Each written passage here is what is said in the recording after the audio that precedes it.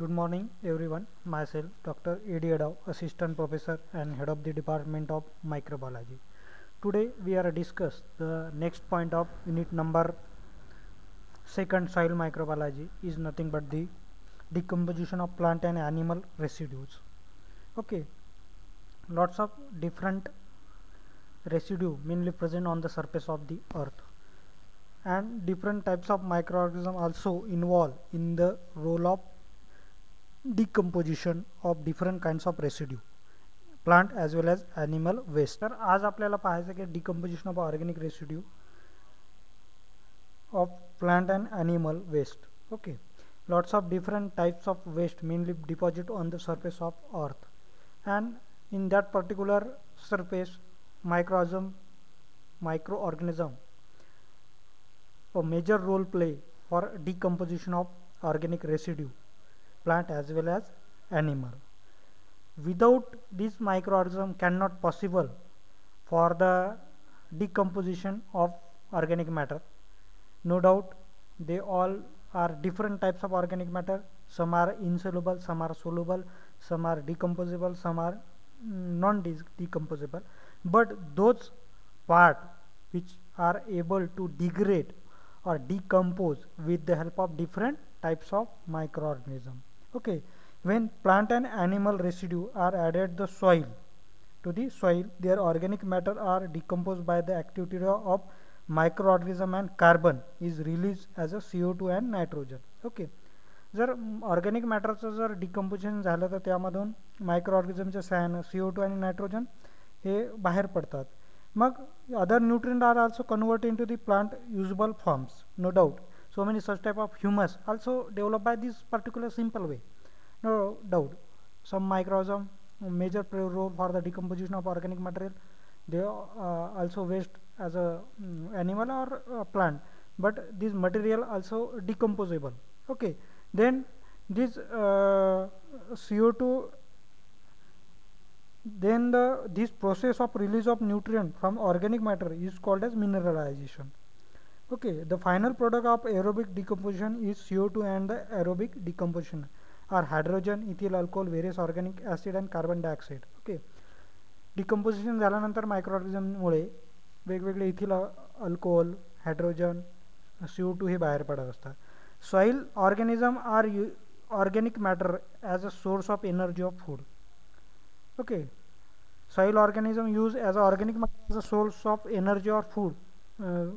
जे microorganism सॉइलमध्ये present राहतात ते काय करतात, ॲज अ फूड म्हणून ते ऑर्गॅनिक मॅटर डिकम्पोज करतात, परंतु ते ॲज अ फूड म्हणून एनर्जी सोर्समधून ते घेत असतात. मग आता ते कोणकोणते एनर्जी सोर्स आहेत? For example sugar, water soluble nitrogenous compound, amino acid, lipid, starches, some of the hemicellular and decomposed first rapid rate. Insoluble compound also utilized as a cellulose, hemicellulose, lignin, pectin, proteins, etc. Okay, the organic matter are decomposed later slowly. The organic matter added to the soil is converted into the oxidative decomposition to simpler substances which are made available for the major constitution. Okay, means cellulose असेल, हेमिसेल्युलर असेल, lignin असेल, पॅक्टिन असेल, proteins असेल, याचं decomposition होणं अत्यंत आवश्यक आहे. हे जर डिकम्पोजिशन झालं नाही तर त्याचं ह्युमसमध्ये फॉर्मेशन नाही होता. ह्युमसमध्ये जर फॉर्मेशन नाही झालं, मिनरलायझेशन होणार नाही. मिनरलायझेशन नाही झालं तर प्लांटची ग्रोथ होणार नाही, आणि प्लांटमध्ये सुद्धा जे वेगवेगळे प्रोडक्ट व्हायला पाहिजे सॉईलच्या आतमध्ये ते सुद्धा तयार होणार नाहीत. म्हणून डिकम्पोजिशन ही खूप महत्त्वाची एक प्रक्रिया आहे सॉईल मायक्रोबायोलॉजीमध्ये, आणि खूप वेगवेगळे अशा प्रकारचे बेनिफिशियल मायक्रोऑर्गनिझम, मग काही फंजाय असतील, काही ॲक्टिनोमाइट्स असतील, काही बॅक्टेरिया असतील, हे मेजर रोल प्ले करतात डिकम्पोजिशन ऑफ या वेगवेगळ्या केमिकल कंपोजिशन. आता कोणकोणत्या पद्धतीनं, कोणकोणत्या केमिकल रिॲक्शननी, कोणकोणत्या मेथड्स हे करत असतात. Decomposition of cellulose. आता सेल्युलोज जे आहे त्याचं सेल्युलोजचं खूप सारे वेगवेगळे मायक्रोऑर्गनिझम डिकम्पोज करतात आणि त्याचं कन्व्हर्सेशन करतात सेल्युबायोजमध्ये. ओके, त्याचं कन्व्हर्सेशन करतात तुमच्या सेल्युबायोजमध्ये. Okay, so many such type of सेल्युबायोजमध्ये सुद्धा कन्व्हर्सेशन करतात. त्याच्यानंतर तुम्ही त्याच्यानंतर सेल्युबायोजमध्ये सुद्धा कन्व्हर्सेशन करतात. ओके, त्याच्यानंतर तुमचं आपण त्याला काय म्हणू शकतो की composition of organic material residues, सेल्युबायोजमध्ये त्याचं कन्व्हर्सेशन, हायड्रोलिसिस नंतर ग्लुकोजमध्ये ग्लुकोजचं कन्व्हर्सेशन जे आहे ऑक्सिडेशनच्या प्रक्रियेमुळे ऑर्गॅनिक ॲसिडमध्ये, आणि ऑर्गॅनिक ॲसिडचं ऑक्सिडेशन हो त्याचं कन्व्हर्सेशन करतो आपण CO2 आणि H2O मध्ये. The intermediate product form during the enzymatic hydrolysis of cellobiose and glucose are utilised by the cellulose decomposition organic by other organism as a source of energy or for biosynthetic process. ते as a source of energy घेतात, त्याच्यावर जगतात सुद्धा, परंतु याचं conversation chemical reaction how to carried out ते आपण पाहून राहिलो आहे. दुसरं आहे हेमिसेल्युलोज जे मायक्रो ऑर्गॅनिझम आहे त्याच्यामुळे हेमिसेल्युएजेस या एन्झाइममुळे त्याचं कन्व्हर्सेशन हेमिसेल्युलोजचं शुगरमध्ये आणि युरोनिक ॲसिडमध्ये याचं कन्व्हर्सेशन करतात. काही अल्कोहोल CO2 आणि H2O सुद्धा याच्यामधून जे आहे ते बाहेर पडत असतात. ओके, मग त्यानंतर आता सम नायट्रिफिकेशन प्रोसेस. आता ammonia convert into the nitrate and then nitrate. So many beneficial microorganism also important role for the ammonia convert into the nitrate form, and without nitrate form of ammonia which cannot be possible as a nitrogen source consumption as a nitrogen source for plant survive. Okay, so many such type of reaction also important role for the organic residue by different microorganism. Okay, ammonification, the transformation of organic nitrogenous compound, amino acid, amides, ammonium compound, nitrate, etc. Okay, तर हे सुद्धा एक ammonia is called as ammonification. Okay, जे transformation आहे nitrogenous compound convert into the ammonia, आणि या पूर्ण प्रोसेसला आपण काय म्हणत असतो, अमोनिफिकेशन. डिनायट्रिफिकेशनसुद्धा त्याच पद्धतीमध्ये आहे. त्याच्यानंतर आहे तुमचं ब्रेकडाऊन ऑफ हेमिसेल्युलोज, जे आत्ता मी सांगितलं, breakdown of starch. Okay, starch also important role for the chemically as a glucose molecule. Okay, hydrolyse convert into the maltose by the action of amylases. Okay, and maltose is next converted into the glucose by maltose. The process is represented here. Okay, इथं तुम्ही पाहू शकता ही कशी process ही झालेली आहे. Fats, त्याच्यानंतर decomposition of other soluble substances. Fats convert into the glycerol and finally convert into the fatty acid. Then glycerol finally convert into the CO2 and H2O. Okay, आता त्याच्यानंतर decomposition of lignin. Okay, lignin is the third most abundant constitute of the plant tissue. Okay, plant टिश्यूमधला सर्वात मोठा जर west part असेल तर ते म्हणजे लिग्निनच आहे. ओके, मग lignin is a very slow process for the decomposition. Why? Because large amount of chemical constitute of lignin. Then lignin content young plant and low gradually increase as a plant grow old.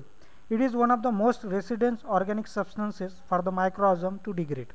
However, certain basidomycetes fungi are important role for the degradation of lignin as a slow rate. No doubt, slow काही fungal species असतील लिग्निनच्या, मायक्रोऑर्गॅनिझमच्या fungal species, त्या aromatic कंपाऊंडमध्ये त्याचं conversation करायला असतं, आणि aromatic कंपाऊंडमध्ये conversation करून त्याचं conversation organic acid CO2 आणि H2O मध्ये आपण जे आहे ते कन्व्हर्सेशन करत असतो. त्याच्यानंतर आहे तुमचं sulphur containing organic compound. Okay, so many such type of sulphur PSB, phosphate and sulphur solubilising bacteria. Phosphate असेल, सल्फर असेल, याचंसुद्धा डिकम्पोजिशन वेगवेगळ्या प्रकारचे मायक्रोऑर्गॅनिझम हे करत असतात, आणि त्याचं कन्व्हर्सेशन हे मिनरलायझेशनमध्ये ते सॉईलमध्ये देत असतात. त्याच्यानंतर P containing organic compound, phosphate containing. Okay, various microorganism mineralize phospholipids and other organic phosphate compound. In this presence of phosphate enzyme convert into the H2PO4 and HPPO4 depending on the soil of pH. pH कशी आहे सॉइलची, acidic आहे, neutral आहे, अल्किलोफाईलचं आहे, त्याच्यावर सुद्धा खूप साऱ्या प्रमाणामध्ये फॉस्फेटचं जे आहे ऑर्गॅनिक रेसिड्यू केमिकल कन्व्हर्सेशन हे डिपेंडंट राहते. ओके, त्याच्यानंतर आहे immobilisation of the different inorganic compound. For example असेल कार्बन असेल, नायट्रोजन असेल, फॉस्फेट असेल, सल्फर असेल, by the organism is called immobilisation. त्यालाच आपण त्या संपूर्ण प्रक्रियेला म्हणजे डिकम्पोजिशन करून मिनरलायझेशनच्या करणाऱ्या प्रक्रियेला आपण इमोबलायझेशनसुद्धा असं म्हणतो. त्याच्यानंतर प्रोटीन डिकम्पोजिशनसुद्धा असेल. आता protein are complex organic substance आहे. During the course of decomposition protein firstly hydrolyse to number of intermediate products such as protease, peptides, etc. Okay, protein convert into the proteases and peptone. Okay, how to it is possible? It is intermediate product formed by the hydrolyze or broke down ultimately to the individual of amino acid. प्रोटीनचं conversation amino ॲसिडमध्ये होते, परंतु protein convert होते प्रोटीएसेसमध्ये आणि प्रोटीएसेसमधून पेप्टोनमध्ये conversation आणि peptone म्हणून पेप्टाइड्समध्ये आणि peptides म्हणून नंतर अमायनो ॲसिडमध्ये. ओके, हे असं प्रोटीनचं डिकम्पोजिशन जे आहे ते सॉईलच्या सरफेसवर जे ऑर्गॅनिक वेस्ट मटेरियल आहे त्याचं वेगवेगळ्या प्रकारचे मायक्रोऑर्गनिझम असं कन्व्हर्सेशन त्याचं ऑर्गॅनिक रेसिड्यूचं ते करत असतात. ओके, आता the hydrolysis of protein to amino acid या प्रोसेसला आपण म्हणणार आहे अमोनिफिकेशन. या प्रोसेसला काय म्हणणार आहे आपण? Ammonification. What is my ammonification? The hydrolysis of protein to amino acid is known as aminisation or ammonification. Okay, and is brought about by the certain enzyme collectively as a protease, proteolytic enzyme, also important role for the degradation of protein. Okay, so many such type of pathogenic bacteria you can easily degrade the protein with the help of proteolytic enzyme. Okay, तर हे सुद्धा तुम्हाला माहिती आहे. त्याच्यानंतर आपण बघणार आहे अमोनिफिकेशनची प्रोसेस असेल ती सुद्धा आहे. आता कोणकोणते फॅक्टर्स याला लागतात, कारण डिकम्पोजिशन एवढं इझी नाही ऑर्गॅनिक रेसिड्यूचं. मग प्लांट असेल ॲनिमल असेल याच्यासाठी ऑप्टिमम टेम्परेचर पाहिजे. मग कोल्ड पिरियड असेल प्लांट ग्रोथ आणि organic matter decomposition warm by the permit of plant growth and humus accumulation. टेम्परेचरसुद्धा एक महत्त्वाचा फॅक्टर आहे. टेम्परेचर कमी असेल मिझोफाईल्स असते तर इझिली ते फास्टमध्ये डिकम्पोजिशन, जास्त असेल तर कमी वेळात होईल, कमी असेल तर लवकर होईल. Okay, then soil moisture, some amount of soil moisture, काही प्रमाणामध्ये मॉइश्चरचं कंटेंटसुद्धा सॉईलमध्ये या पूर्ण प्रक्रियेसाठी घडण्यासाठी हे पाहिजे असते. ओके, त्या सॉईलमध्ये नो डाऊट मायक्रो ऑर्गॅनिझम आहे, सॉईल आहे, त्याच्यावर पडलेलं वेस्ट आहे, ऑर्गॅनिक वेस्ट असेल, ॲनिमलचं वेस्ट असेल, प्लांटचं वेस्ट असेल, पण त्याच्यासाठी सॉईल मॉइश्चरसुद्धा तिथे असणं अत्यंत आवश्यक आहे. त्याच्यानंतर आहे न्यूट्रियंट. न्यूट्रियंटसुद्धा त्या बॅक्टेरियाला जगण्यासाठी त्या पर्टिक्युलर सॉईल किंवा त्या पर्टिक्युलर ठिकाणी असणं आवश्यक आहे. लॅक ऑफ न्यूट्रियंट असेल तर तिथं मायक्रो ऑर्गॅनिझम तिथे सर्वाईव्ह करणार नाही. त्याच्यानंतर आहे तुमचे जे आहे त्याच्यानंतर आपण म्हणू शकतो त्यांना की pH, soil pH. See here pH जर न्यूट्रल पीएच असेल तर खूप चांगलं वर्क तिथे होऊ शकते. त्याच्यानंतर soil texture, soil higher in clays train in retain larger amount of humus. It's totally depend on the how to humus conversation. Soil texture जर चांगलं असेल, क्लाय असतील तिथे, तर नो डाऊट ह्युमसमध्ये त्याचं कन्व्हर्सेशन होण्यासाठी महत्त्वाचं आहे. मग अदर फॅक्टरसुद्धा महत्त्वाचं आहे. Toxic level of element, aluminium, magnesium, basalt, silicon, chlorine, excessive soluble salt, said and organic phytoprotein in plant हे सुद्धा असणं आवश्यक आहे. त्याच्यामुळे ते हे करतं पॉसिबल होते. त्यानंतर role of organic matter. Organic matter creates a granular condition of soil which maintain the favourable condition, aeration and permeability. Water holding capacity. आता हे कशासाठी? ही जर प्रक्रिया झाली ह्युमस तयार होईल मातीमध्ये, मायक्रो ऑर्गॅनिझम सोर्स राहणार आहे, पोल्युशन होणार नाही सॉईलवर डिकम्पोजिशन झाल्यामुळे, वेगवेगळे मायक्रो ऑर्गॅनिझमचं सायकलसुद्धा व्यवस्थित राहणार आहे, वॉटर होल्डिंग कॅपॅसिटी सॉईलची वाढणार आहे, त्याच्यामध्ये ह्युमसचं प्रमाण जास्त होणार आहे, त्याच्यामध्ये मिनरलचं प्रमाण जास्त आहे, त्याच्या प्लांट ग्रोथसाठी ते महत्त्वाचा रोल प्ले करते. Okay, organic acid release from decomposition organic matter help to reduce alkalinity in the soil. Organic acid along with release of CO2 dissolve mineral and make their more available. Humus, highly decomposed organic matter, provide a storehouse for the excessive and variable of cation. Okay, humus जर तिथं तयार झालं तर household of energy खूप जास्त काळ टिकणारी त्याच्यामध्ये ह्युमस ही एनर्जी तिथे राहते. तर हे सर्व फायदे सॉईलला त्याच्यापासून असतातच. परंतु महत्त्वाचं की डिकम्पोजिशन प्रोटीन्स असेल, लिग्निन असेल, पॅक्टिन असेल, त्याच्यानंतर तुमचं सेल्युलोज असेल, हेमोसेल्युलोज असेल, त्याचं डिकम्पोजिशन वेगवेगळ्या मायक्रो ऑर्गॅनिझम वेगवेगळ्या प्रकारचे एन्झाईम्स त्या ठिकाणी ते प्रोड्यूस करत असतात आणि त्याचा पर्टिक्युलर मग ॲनिमल वेस्ट असेल किंवा प्लांट वेस्ट असेल त्याचं ते डिकम्पोजिशन हे होत असते. हे पोल्युशन कंट्रोलसाठी सुद्धा महत्त्वाचं आहे, ह्युमस फॉर्मेशनसाठी सुद्धा महत्त्वाचं आहे, सॉईलच्या प्लांटच्या ग्रोथसाठी सुद्धा महत्त्वाचं आहे, सॉईलपासून जे मायक्रो ऑर्गॅनिझम असतात तिथे त्यांच्यासाठी सुद्धा हे महत्त्वाचं आहे. असे खूप सारे त्याचे बेनिफिट्स आहेत. ओके, त्याच्यामध्ये surface mulching more causes organic matter lowers and erosion of lower soil temperature also in the summer keep it soil warmer in the winter. Okay, तर ह्या साध्या साध्या गोष्टी आहेत. ह्या कंडिशन पाहिजे, पीएच, टेम्परेचर, एरिएशन, न्यूट्रिशन, तर तिथं डिकम्पोजिशन ऑफ प्लांट आणि ॲनिमल खूप जास्त प्रमाणात होईल. आणि अशा पद्धतीमध्ये ऑर्गॅनिक रेसिड्यूचं केमिकल कन्व्हर्सेशन वेगवेगळ्या मायक्रो ऑर्गॅनिझमच्या सहाय्याने सॉईलच्या सरफेसवर होत असते आणि हे अतिशय महत्त्वाचा रोल प्ले करतात वेगवेगळ्या केमिकल रिॲक्शनसाठी ॲज वेल ॲज वेगवेगळ्या बायोलॉजिकल कंडिशनसाठी सुद्धा.